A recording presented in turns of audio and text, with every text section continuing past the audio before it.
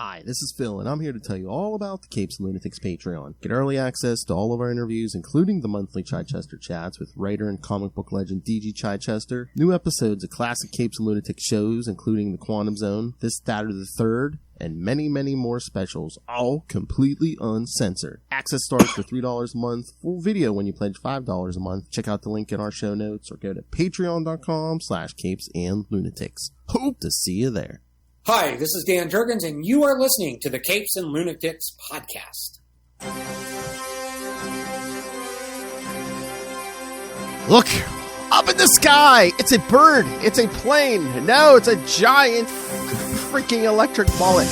Welcome back to another episode of Electric Mullet, the Superman podcast. I am Phil. Joining me, as always, oh, he's up in the top corner. All right, Booster Biscuit himself, it is.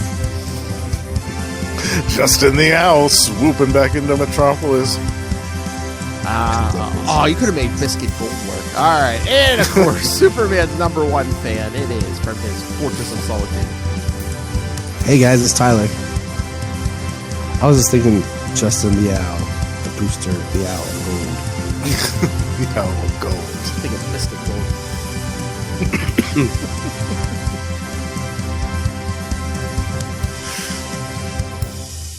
All right, because yes, today we are talking a two-parter from Action Comics 594, and then jumps to Booster Gold number 23.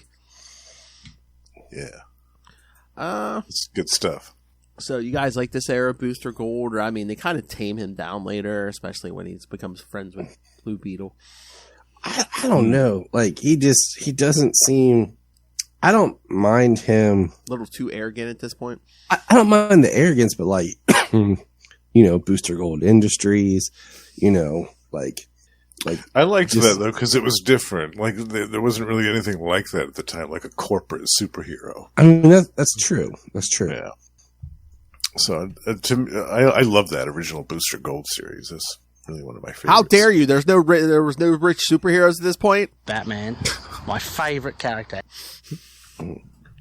Well, yeah, but everyone just strike Ray across the face while you're at it. Yeah, but he had a secret identity. Booster Gold didn't. Oh, true. He was just a Batman. dude. Yeah. I know, but the secret identity. Well, I don't. Did people know he was from the future?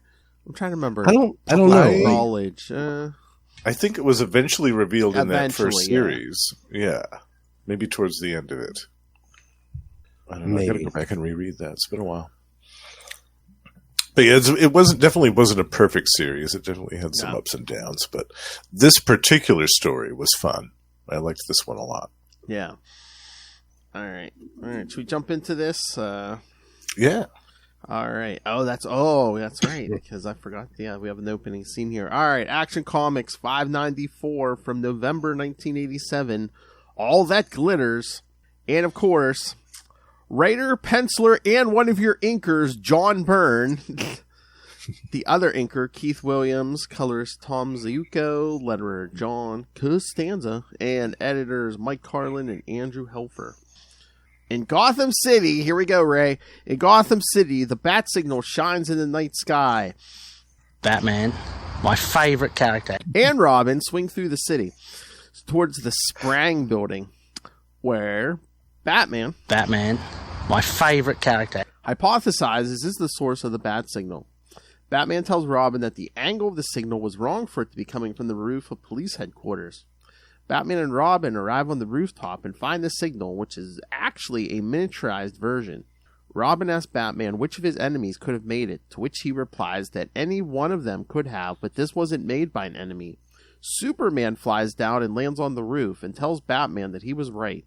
He asks Batman why he brought Robin, since it could have been dangerous for him to come here. Batman explains that he doesn't mind putting child orphans in danger. No, that's not what it says. Batman explains that when they last met, Batman needed Superman's help with that last case because it was beyond any of his mortal abilities. The Vampire Action Comics Annual 1, kids. Mm-hmm. Scroll down. And since there isn't anything that Superman's powers can't handle, he'd only be calling Batman because he needed detective work or large amounts of cash. Superman, impressed at Batman's astute observations, hands him the reason why he summoned Batman there: a scrapbook of paper stock, fingerprints, and newspaper clippings about Superman.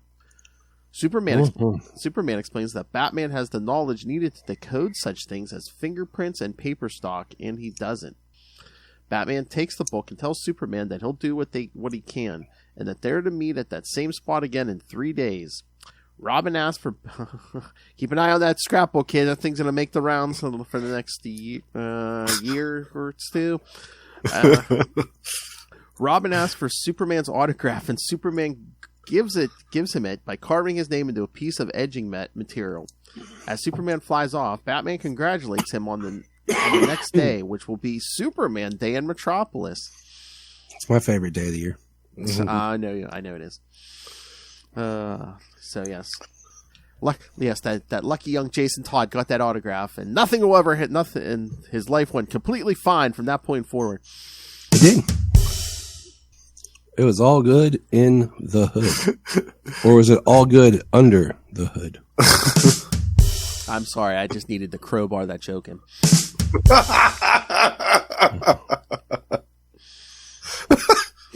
Boom! All right.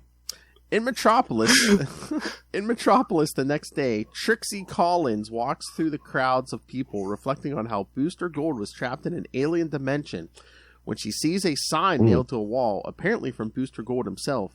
It bears Superman's S symbol with a line through it, and it reads, "We don't need another hero." Trixie wonders why Booster would do such a thing, because it's excessive even for him, even though he and the Man of Steel have never been on the best of terms.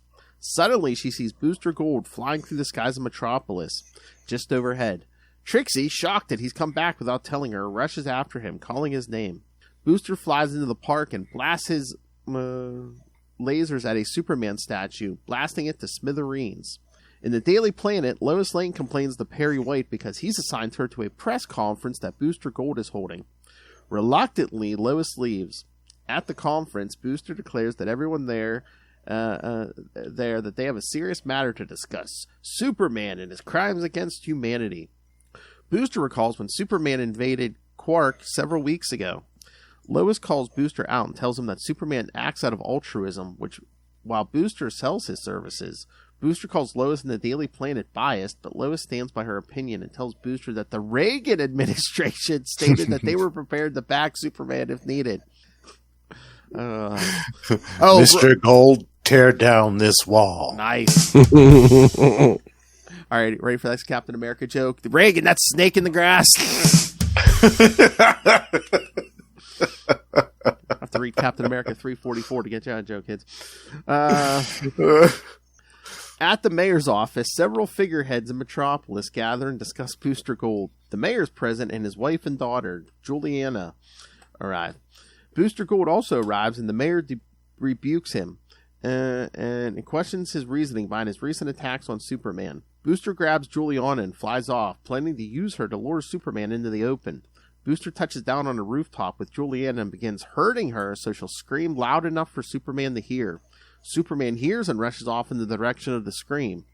Booster prepares to hit Juliana again, but Superman grabs his shoulder and tosses him away. He helps Juliana up, but Booster punches him off of the roof and into another building. Superman flies back, and he and Booster begin flying towards each other, and Superman punches Booster and wallops Booster backwards. Booster blasts Superman with his lasers, catching the Man of Steel off guard. While he's down, Booster begins continuously punching Superman and doesn't let up. Superman, still reeling from each blow, doesn't have enough time to react. Booster then stands in the streets of Metropolis holding Superman's limp form. Suddenly, a voice calls out, and another Booster Gold flies in, calling the other one an imposter. What? There's a cliffhanger ending, folks. Oh yeah, and then the old to catch the conclusion of this tale. Yes, check out Booster Gold 23. Yeah, they're like, who? No, the greatest hero you've never heard of. Yeah, which was a great episode of Justice League.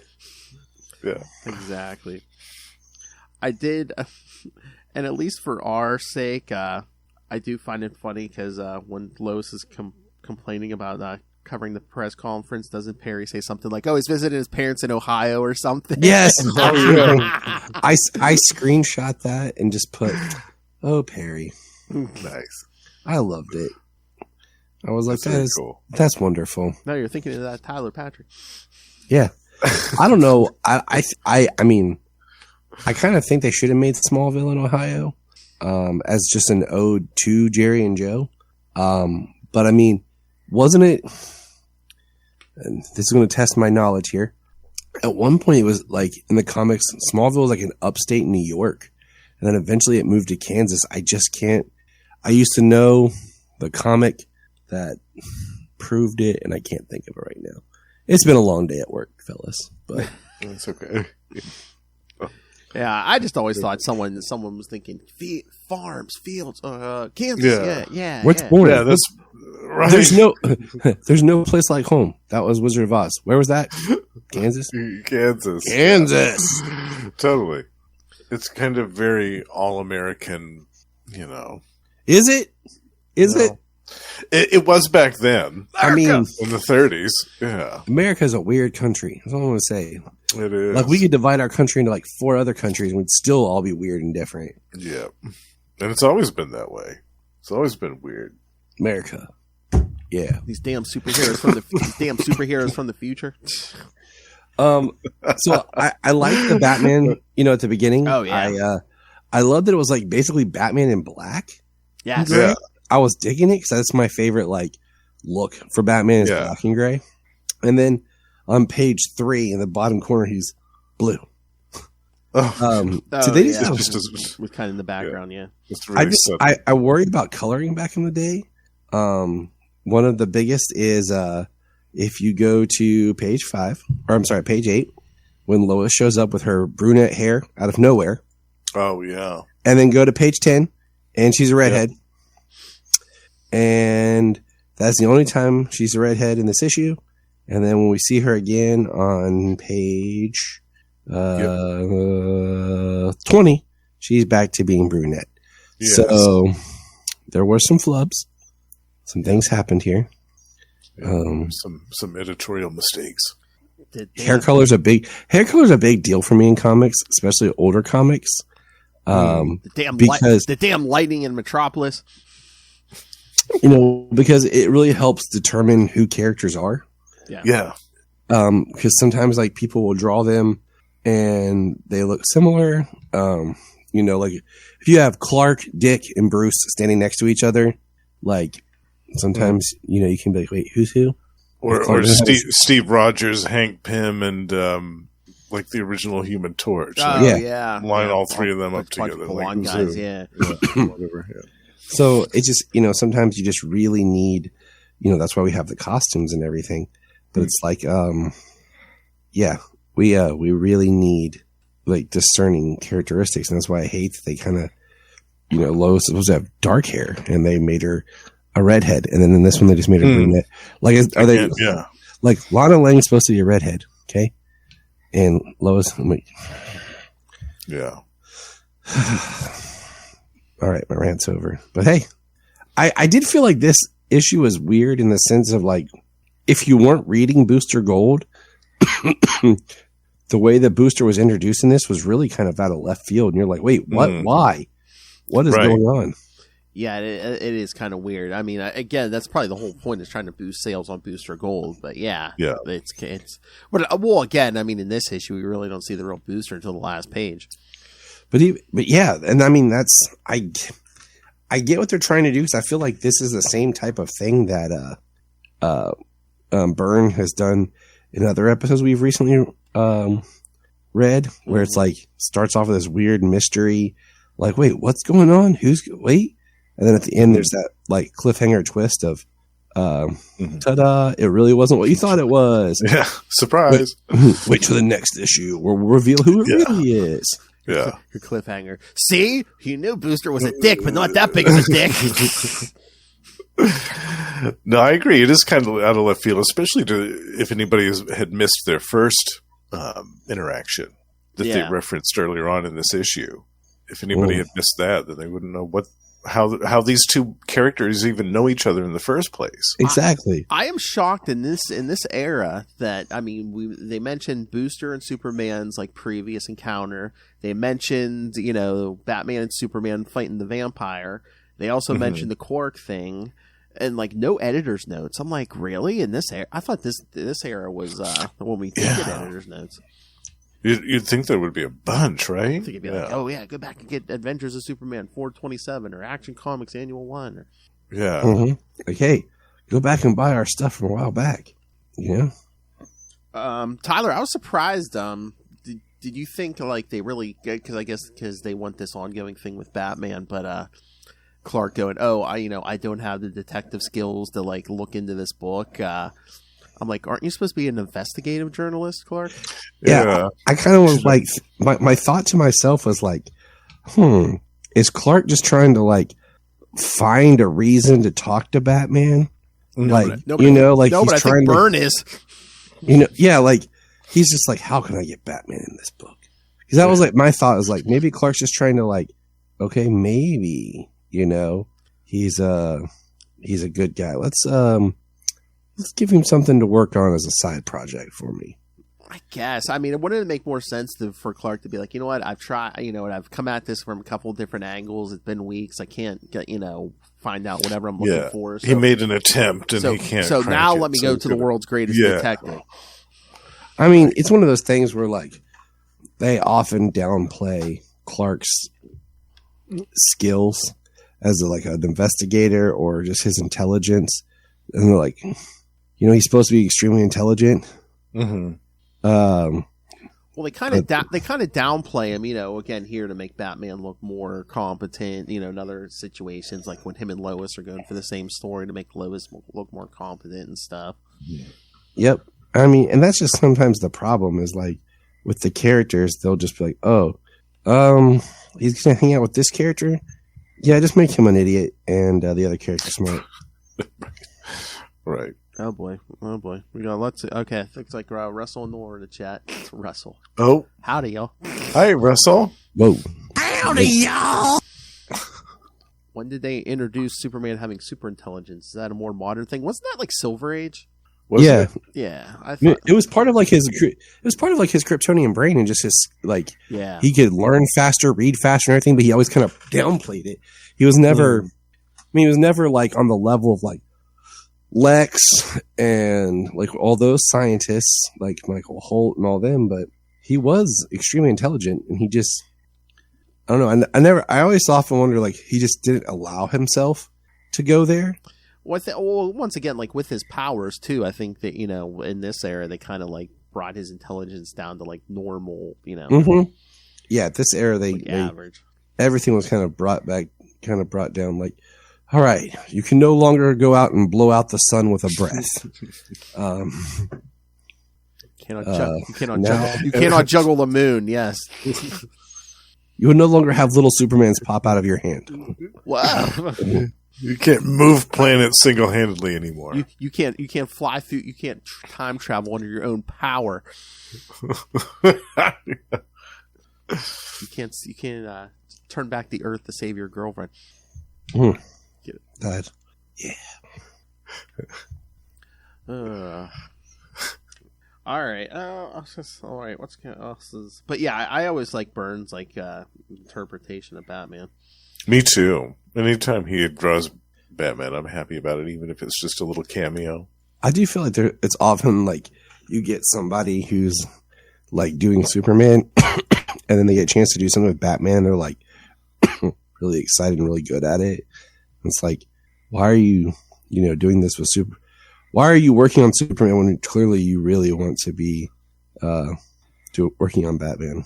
Batman, my favorite character. What's that noise? Here's Ray banging his head against the wall. He knows that you're talking about him. I know. Oh, yeah. I can play the dirtiest stuff. He don't care. So, just don't make fun of his love of Batman and his the addiction to Marvel Snap. Eh, Ray? Oh, good old Marvel Snap. Oh my! And that was just dark. I mean, especially once we find out the whole secret behind the whole Booster Gold imposter, because it's like basically kidnaps the mayor's daughter and just starts like smacking her around and stuff on the rooftop. Yeah, because I mean we don't see most of it, but yeah. Having not read much Booster Gold here, I was like, wow, they really made Booster like a douche. I know. I'm like, what's going on?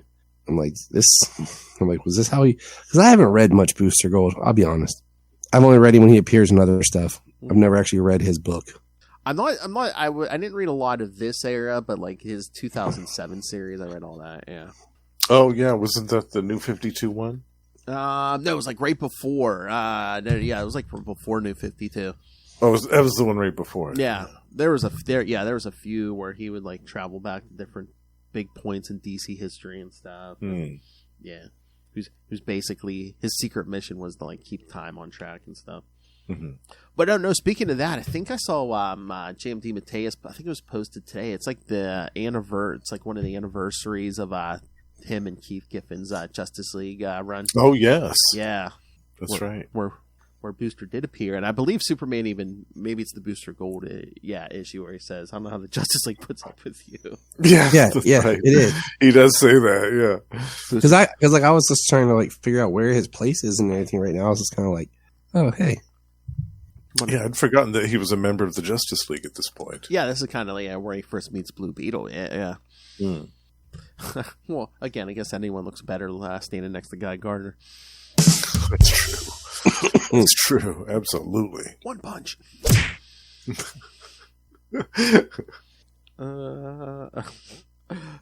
But yeah, I mean, the Booster imposter really roughs up the mayor's daughter. I mean, they cut back, like her glasses are like off, and it looks like her jacket's torn at the shoulder. It's like, oh my lord. Yeah, it is. And then when we cut back, she's in Superman's arms. She's good, except no glasses on. I mean, I'd be pretty good and safe if I was in Superman's arms too. So, yeah, I wouldn't mind it. But Superman's cape gets tore up. Oh, yeah. And I'm just sitting here like, I'm just like reading this like, what the hell is going on? Yeah, he gets beat up in this. Yeah. And I'm like, Booster? I'm like, is there something special about Booster right now? Like, does he have kryptonite? And then the real Booster shows up. And I'm like, okay. I'm like, all right, something's going down. Yeah. And this is the most weirdest looking Jimmy Olsen ever. Can we say that? Oh, and yeah. No, you're right. Yeah. He's just very plain, normal, like random dude. And if it wasn't for she yelled Olsen earlier, I need your camera, I would have never known that was him. Yeah. Yeah. Robin looks kind of weird too in this. Yeah. Maybe it's just the way that John Byrne draws younger guys, I guess. It's the way he drew him, but like he doesn't have any of the Jimmy Olsen kind of look characteristics. Yeah. Wait, is Jimmy in this? Because towards the end here, when Lois is running out of the newsroom, she's like, Jimmy's covering that auto show over in Baker line. I thought that was Jimmy. Maybe I misread. Because then she says, Gus, I need a cameraman, and you're elected. Oh, maybe I was wrong. I take back everything I said because I read it and I thought that was Jimmy. So yes, that is not Jimmy. Oh, Gus. Yeah, I don't have any idea, Gus, but I know that Superman is in trouble. I misread that. I guess I forgot who Gus was in the first place. Yeah, maybe I didn't realize it was Gus. Gus, he looks like a wannabe Eddie Brock before Eddie Brock was a thing. Mm-hmm. Oh, boy. Yeah, whatever happened to Gus? I don't know if we ever see Gus after this. I can't remember. I guess I just kind of my eyes saw a blast. Jimmy Olsen, you got it, Miss Lane. I need a cameraman. And you're like, I didn't realize that Gus, like, yeah. Well, this is what happens when you read when you're tired. All right, next issue. All right, come on, Paul Parker, let's go. Next issue where I can say something dumb. Let's go. All right. Well, like I said, another synopsis. I'll do the credits for Booster Gold 23. Where's the link at? There we go. All right, Booster Gold number 23. Blind Obsession from December 1987. Writer and penciler Dan Jurgens.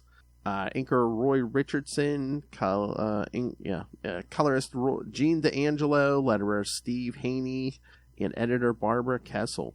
So yeah, so this is the one of those weird things where it's like, yeah, it's a 2-part story, but a completely different team takes over like the second half of the story. Yeah, like I was surprised, like in the action like issue, I was waiting for it to say, plot or written by John Byrne and Dan Jurgens. I'm like, I think they must have had some conversation, or was it just Byrne's like, I'll leave it here, go ahead, go. Just wrap it up somehow and have it make sense.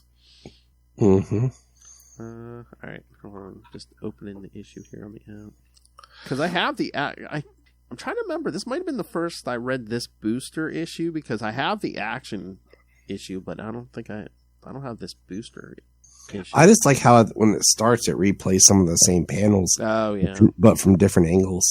The dialogue's the same, but it's from the opposite angles. But yeah, I do like Dan Jurgens' Superman. I like that cover. The cover's great. What's a John Byrne and Jurgens cover? Can we go to page 3 on the bottom left, and can you answer me what's going on with Superman's trunks? They look like they're falling apart. Yeah. Well, all those blasts from, Booster's weapon disintegrated them. I thought maybe they were just stained or something. I mean, it's just like in the drawing and the coloring. Like it's weird. Yeah, I think maybe they were stained too. I like in this one how we get kind of like the flashback of where Booster was and what he's doing. And then I was like, oh, Booster's wearing glasses. Is he blind? Is he Matt Murdock here? And then it really informed me with just the character that Booster was at this time. Because like most of what I'm familiar with is basically Booster, like I said, in later stuff when he appears as a secondary character or, just in the group. And then if he's in some sort of other media, that's kind of been my biggest exposure with Booster. But yeah, that whole flashback, I mean, yeah, it does help that, for any of us not reading Booster Gold at this point, what was going on. But then also, I guess, if you haven't read the Action Comics issue, it's just like, oh, here's what happened. And it looked like Booster had a press conference and he's battling Superman, but meanwhile, the real Booster is watching this whole thing. Yeah, on TV, yeah. I liked that part, too. The portrayal on the television was a nice angle of how to tie everything together in the beginning. And look, they give you an editor's note here, Adventures of Superman 427, when they're talking about Quark. So that's because that's it's a Dan Jurgens book. So yeah, he knows what's up. And you could tell. I mean, I think Dan admits he loves Superman, but I mean, he wanted to draw Superman, which he would a lot. A lot, yes. Because Superman keeps showing up in Booster's book. Booster's got the shirt rip going on. He's like, hey guys, what does this make you think of? Although from the future, I mean, shouldn't that whole thing just be nanotech? Shouldn't it just like flow on him? You would think so, yeah. 25th century? Come on. Yeah, some type of mesh. Cybernetic mesh. So yeah, the real Booster shows up and he rips the arms off that robot. Yes, it's a robot imposter, kids. It looks almost a little bit like Metallo. I know. So yeah, when he fries them, yeah. I thought it was Metallo. That's where we were going. Because, I mean, it's a robot. Okay, follow my logic. Made of metal. Looks like a metal skeleton. Has kryptonite inside. Has kryptonite, yeah. It tracks, definitely. I mean, so I thought, we're going to get Metallo here. That would have been a nice little tie-in, even if they had just dropped the line where... Again, okay, spoilers, kids. I mean, it's Lex behind this, but it would have been just the one line where it's like, oh, yeah, from studying Metallo, I was able to, yeah, maybe not create a robot or, as durable, but, it was similar. A duplicate, yeah. Okay, here's my question. I mean, the effect may have been blunted a little because the kryptonite might have been inside the robot, but I'm just like, and again, it's still early on in like post-crisis, but I'm just like, shouldn't Superman know the effects, how kryptonite makes him feel by this point? I've recognized like that nausea or however he feels. That. And then I got thinking about like how he just kept talking about he's drained and tired. And I was like, well, is it just enough that it's wakening him compared to in other incidents where like he actually has a different effect? Like he has more of a sickness to him. Like, I don't know. Like what was the robot made out of, Like Well, how many times had he been exposed to kryptonite before this? Like 3 or 4? There was Metallo in Superman #1, and there was Bloodshot with the kryptonite gun. Yeah. And then there was Lex with the ring. Yes. So, yes, there's at least 3 times, yeah. There's at least 3. And I mean it's not a lot. But especially I don't know, I feel like he doesn't. I feel like it's not a lot. Yeah, I know, but he doesn't feel pain a lot and stuff. So exactly. That's what I'm saying. So, like, immediately when you start to feel something, you automatically like, okay. But like I said, in the way they did this is compared to the other ways we saw it, seemed a little bit more toned down. I'm feeling drained and lost bladder control. Must be kryptonite.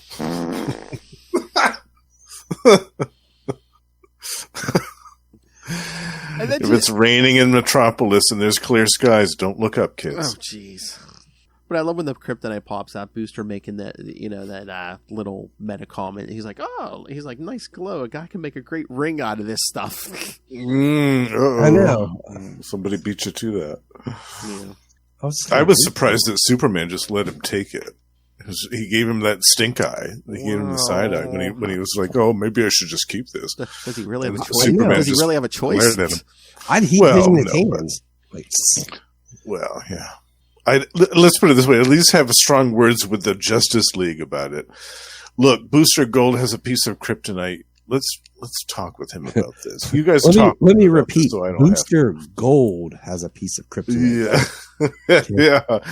You guys should have a serious discussion with him about this so that I don't have to. Yes, please don't take that to Justice. Batman's somewhere like, I'm supposed to have kryptonite. Yeah.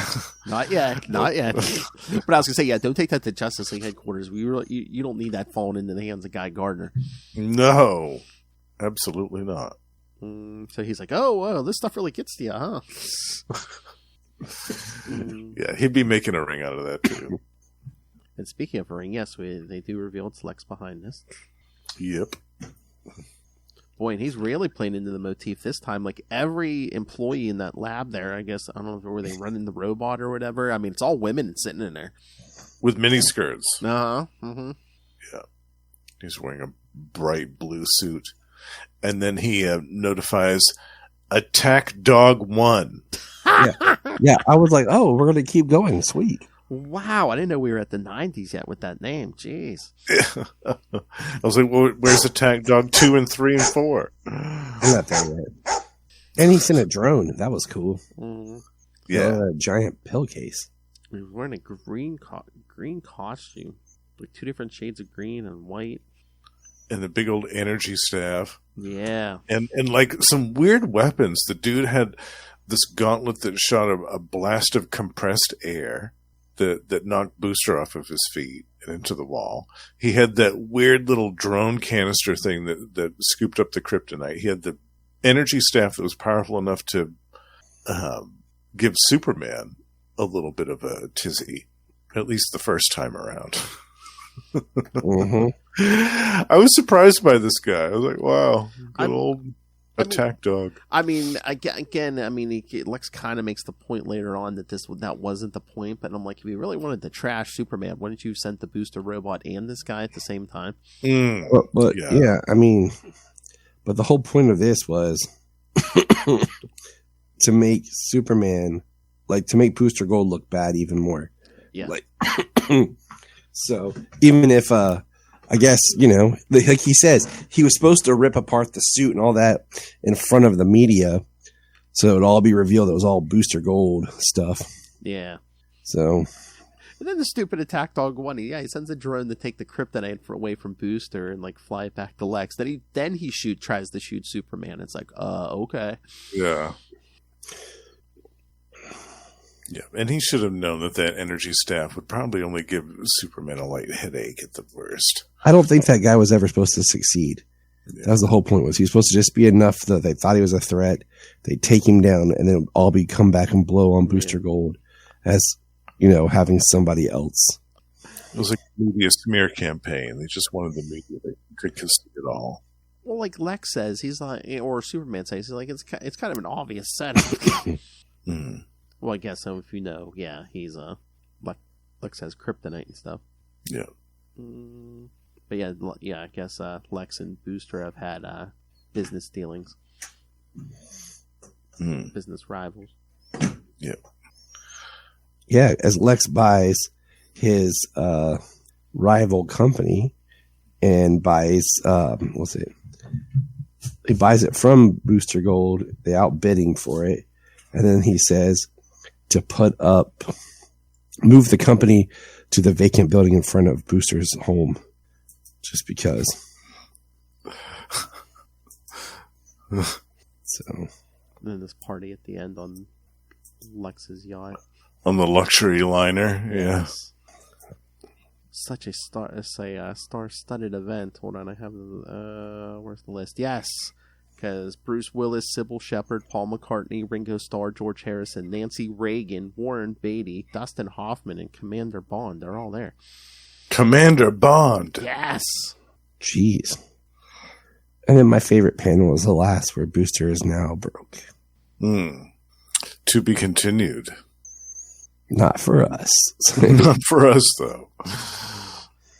Oh, yeah, Booster comes walking in and all Don Johnson. Yes. This was a very 1980, what was this, 87? This was a very 1987 suit that Booster Gold is rocking right here. I love, he takes Lex's date right off, and then he's like, oh, maybe your next android should be a female.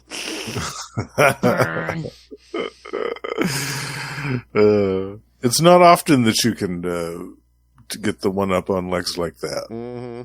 Yeah, I like that. I think that was actually my favorite part of the issue. Mm-hmm. Yeah, so what you guys think? I mean, it definitely put Booster Gold in a new light and tried to play Superman like a chump.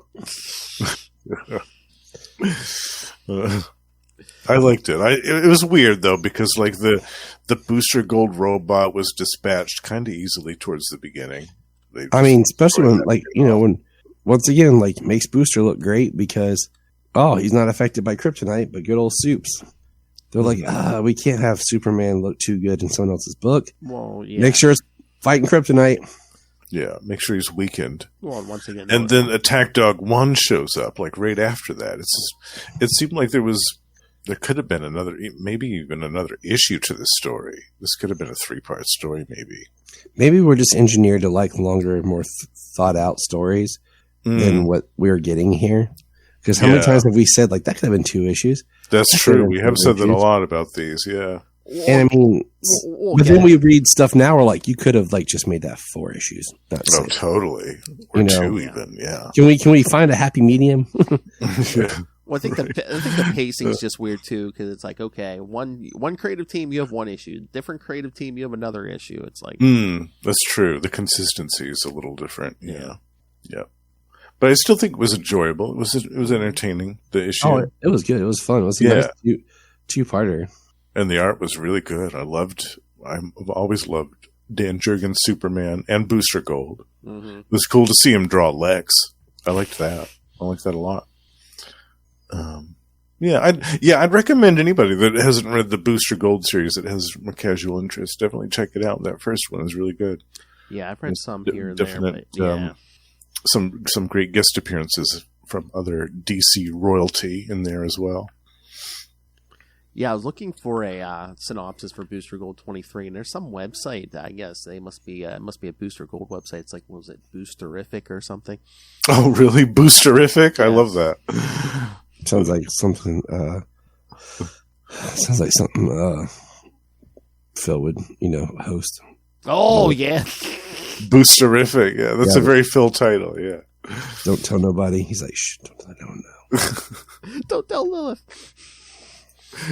It's a secret side project. Exactly. All right. What did you think of this one, Phil? I mean, I liked it. I like Booster Gold. Like I said, I've only read a few issues of this 80s Booster Gold series. So, yeah, I mean, I enjoyed it because I know I did, because it always makes me, when I enjoy something, I'm like, man, I want to read more of this series. So. Yeah, I definitely recommend you check that out. At least read maybe the first 12 issues. Check out the first year and see what you think. Yeah. Yeah, it's a little different from like where he was, like even in like the later on in the 90s, 2000s. Definitely. Yeah. All right, boys. Anything else on these? I think we just about covered it. What do you think? Yeah. Yeah. Yeah, I mean, it was a quick. It was basically just one story. It was 2 issues, but it was just one story. Yeah. I appreciated that. Like it made it more of a fulfilling read. Yes. Well, definitely. Well, it wasn't too complicated. Yes. Well, don't get used to that because. He's like, well, Tyler, now that you're happy, prepare for more. Yes. No. When we come back next month for more Electric Mullet. Yes. Next episode we'll do Superman number 12. Adventures of Superman 435 and Action Comics 595. So yeah, one of each. So, yes, the action. Or no, not the action. Superman number 12. Yeah, it's gonna be kind of a flashback when one of Superman's former lovers. Ooh, that's right. Yeah. Now we're getting excited. Mm-hmm. Talking about a brunette. And I think the Action Comics issue is one of my favorites because it's Silver Banshee, right? I think so. Yeah. I think so. It is. I love that one. Yeah. Silver Banshee. I read a really cool Silver Banshee story that I didn't know existed. I found it's actually a 2-part Silver Banshee story. It's actually Superman at Halloween, and we reviewed it in October for our Halloween episode. It's on the app, and it's just called Superman and Silver Banshee. And I think I have that too. I think that wasn't that Dan Brereton that did that? Maybe. Yeah, I can't remember. But yeah, we'll get a few Silver Banshees in this era. Yeah.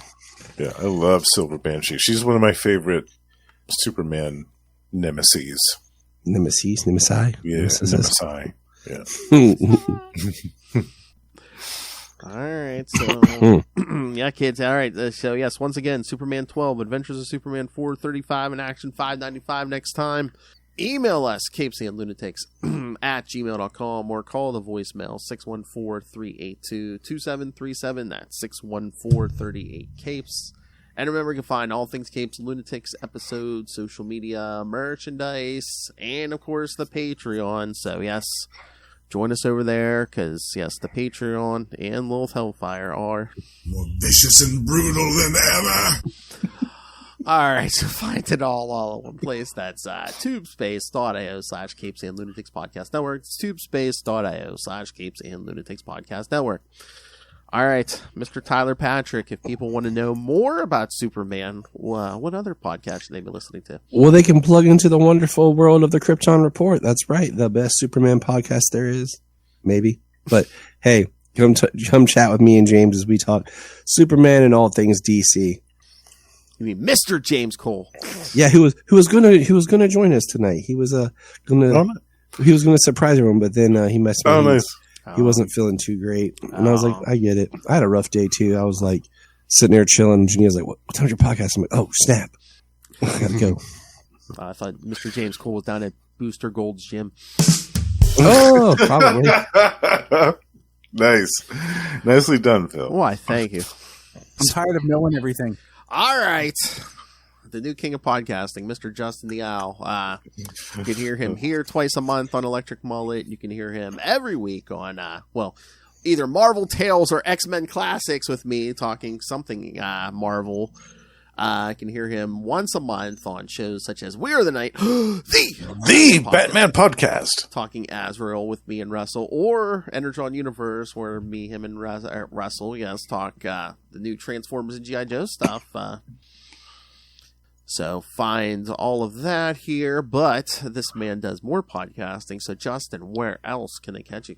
You can also find me and Russell over at Gamma Charge, the strongest podcast there is, where 3 times a month we talk about the Incredible Hulk and the Sensational She-Hulk. We also have a Patreon, so do check that out.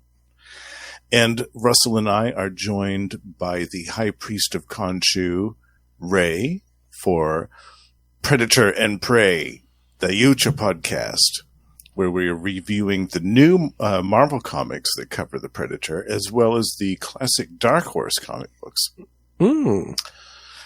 And once a month, Russell and I do Gone the Form of Man, the Etrigan podcast, where we're covering Jack Kirby's classic DC Demon series from the 70s in its entirety.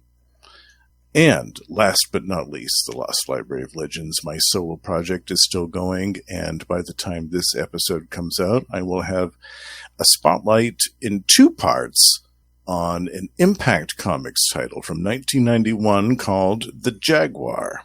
We're going back to the 90s here, bitch.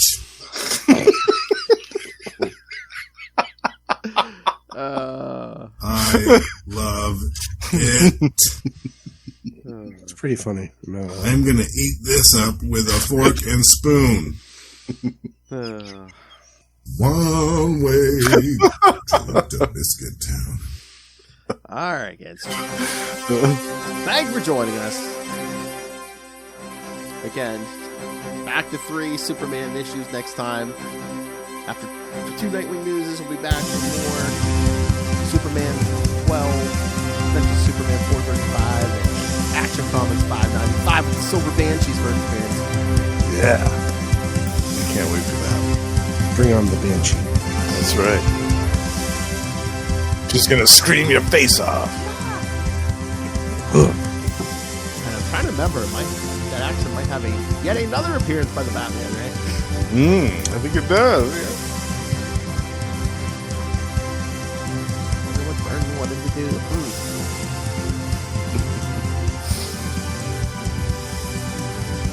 All right, kids, come back next time. Remember, join us for truth, justice, and the Mullet Way.